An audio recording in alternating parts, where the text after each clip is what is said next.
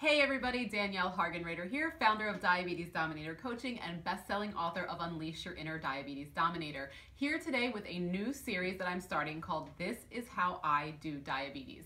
This came to me in a dream, to be as cliche as possible, but it just kind of shot up in bed and thought this would be an incredible way to share how I do everyday things with my diabetes with the community, and also to hopefully encourage and inspire everyone else to share their tips and tricks too, just on our day-to-day diabetes management practices. Because over the years I've found I have learned so much from watching other people's videos on how they do literally day-to-day things. This first video is going to be about changing my Dexcom CGM, but I think we all have our own unique little things that we figure out over time, and something that we might not think is that big of a deal could be like a huge light bulb going off in someone else's head. So I hope to inspire you to share your stories. I hope to entertain you, and hopefully maybe you'll learn something and we'll just have fun together. Because I travel the world, it's one of my favorite things to do. I travel the world to speak on the topic of diabetes, but I also travel because it is just one of the most fun and exciting and empowering things to do, especially when you live with diabetes. So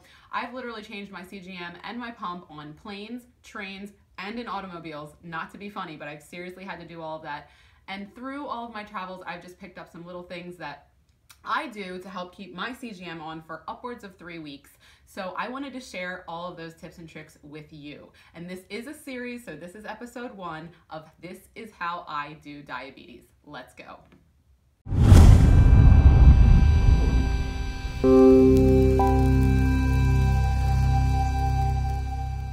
Okay, so let's get started. So the first thing that I do when I start to change my CGM is I take the old one off. And as you can see, this one's not actually even ready to come off yet, but I'm gonna do it for the video because that's what we do. We change our CGMs for videos, right? But this actually has been on, in all seriousness, for more than 3 weeks. I think I'm about 2 days away from this being on for 4 weeks, and my readings are still great and everything is still working really well. So what I do is I just peel it off. Now, this is a grip, which is obviously very sticky, but I peel it all off just like that. So here's the CGM off, and for those of you who can see it, you can't even see it. The cannula is so tiny that's under your arm that it's almost invisible. So the first thing I do is I remove the CGM, and then with my nails, I just pop the transmitter out of the sensor.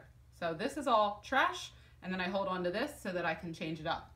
One of the first things that I do, is I knock things over, but I want to show you how I remove all of this ickiness that's sitting there from having this on for like 3 weeks. So the first thing I do is I grab an alcohol swab just to kind of disinfect everything, especially where the CGM was inserted.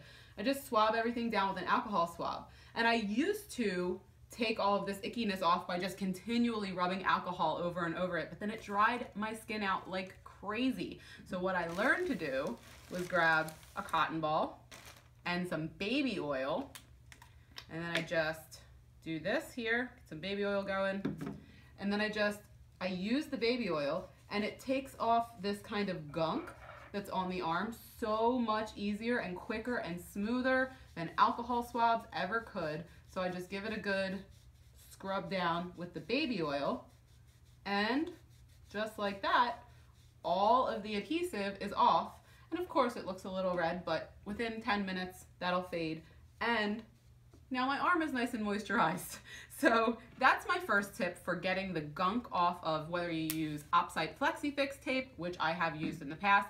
I've since switched to grips because A, they're really cute, and B, they really, once the tape around the edge starts peeling up, I just slap a grip on, and it extends the life of my CGM for forever. Not really, but for a long time. So now we have the transmitter, we have a new sensor, right? So the first thing that I do is I prepare the site. Most people will say kind of just grab an alcohol swab and wipe down the site, but what I have found over the years is that an alcohol swab, although they're awesome to have, and I will actually use one to clean off this transmitter before I enter it into the new sensor, is that it doesn't get enough oil off of your skin. So what I do is I grab a giant bottle of alcohol, I soak a cotton ball with alcohol, and then I literally like bathe the part of my arm that I'm going to put the sensor on with alcohol. And that way it gets up all the oils on your arm, and the less oil on your skin, the better the sensor will stick to your skin, right? So nice swab, got all the oils off the skin. Just gonna push that over to the side. The next thing you do, dry it off, right? So dry it off nice and dry. And then I use Skin Tack liquid adhesive. So this stuff really helps the CGM stick to your skin, at least for the first, I'd say, 7 or more days. I usually don't put a grip on until at least probably day 10 or 11. That's generally when the CGM starts peeling up. So I just really do like a good layer in the area where I'm gonna put it. And don't worry, you can wipe the excess off later with an alcohol swab, no big deal. So get that good and covered in the Skin Tack. And then close it, because I've spilled this before and it is not fun to clean up. So when you're done with the Skin Tack, close it. Okay. Next thing we're gonna do, again, dry it. Because if you don't let this Skin Tack dry, it won't stick as well. So fan it with, I use the Dexcom sensor pack.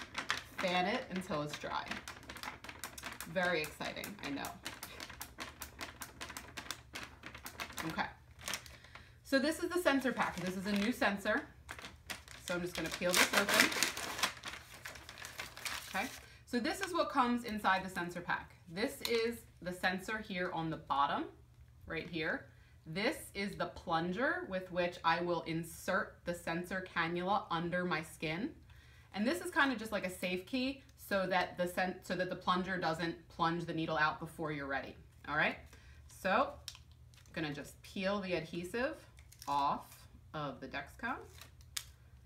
Then I'm just going to place it on my arm, just like that, making sure that it's right where I put all the Skin Tack. Now the next thing that I do, and this is a tip that actually makes a huge difference in my opinion, once it's on there, I press around with one finger all around so that almost like the Skin Tack soaks up through the padding or whatever this is, the adhesive that comes with the Dexcom. Like push it through so it kind of saturates through to the other side. This alone, just this pressing around thing, I've noticed makes a huge difference in how long everything lasts. Okay, so now that that's in, I just pull this off like that, plunge it in, pull it up, and then I just squeeze this down. Gravity does the rest, pops right off, right? There you go. Transmitter, stick that bad boy in, click it in, twist it off, and there it is, it's done. And so then I just usually grab another cotton ball, get some more alcohol, and then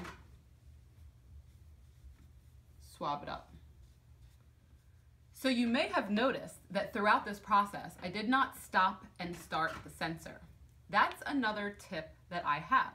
So if you're going to change the Dexcom sensor and it's not prompting you, like the 7-day period has not come up for it to prompt you to change it, and you're just changing it because maybe the adhesive is coming up, but it's not time for you to stop and start the sensor, you can just take the old one out, put the new one in, and it'll pick right back up. You don't need to stop it and restart it unless this system is prompting you to stop it and restart it. Just another thing that I randomly learned throughout my trials and errors and all the other things that go on. So I hope that was helpful, I hope it was entertaining, and I hope you learned something new. And if you'd like to see more, you can go ahead and subscribe on YouTube, that way you'll get updates, or you can go to my website, diabetesdominator.com, sign up for my free ebook, and that way you'll be on my email list and you'll get updates every time I release a new episode. The other thing is too that I would love to hear from you. I would love for you to comment below and tell me how you do diabetes. How do you do your CGM? What do you do differently? What do you do that I don't do that might be helpful? What do you do that could help other people learn something new? Please share. I want to hear from you. Having a community and knowing that I'm not alone in all of these things that I'm doing day to day is just one of the most important things in my ability to thrive and feel happy every day. So go ahead and leave a comment. Tell me how you do diabetes, and thank you for tuning in to the first episode of This Is How I Do Diabetes.